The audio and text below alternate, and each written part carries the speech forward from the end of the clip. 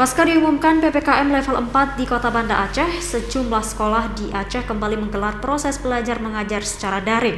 Memanfaatkan momen libur tatap muka, pihak sekolah melakukan penyemprotan disinfektan sebagai upaya sterilisasi wabah COVID-19.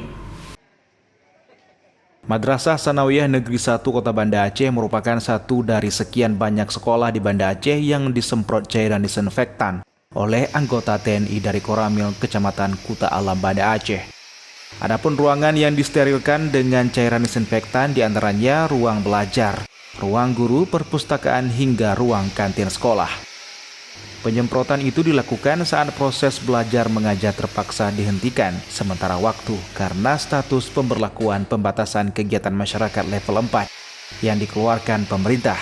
Dan kini Kota Banda Aceh juga menyandang daerah zona merah penyebaran COVID-19.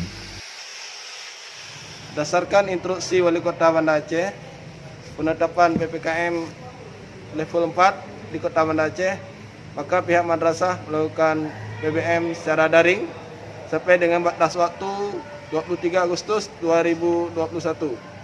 Berkaitan dengan hal itu juga, pihak madrasah memanfaatkan waktu yang ada untuk melakukan sterilisasi penyemprotan disinfektan. Penyemprotan cairan disinfektan oleh prajurit TNI ini dilakukan setelah adanya permintaan dari pihak madrasah. Dari Banda Aceh, Syukri Syarifuddin, iNews melaporkan.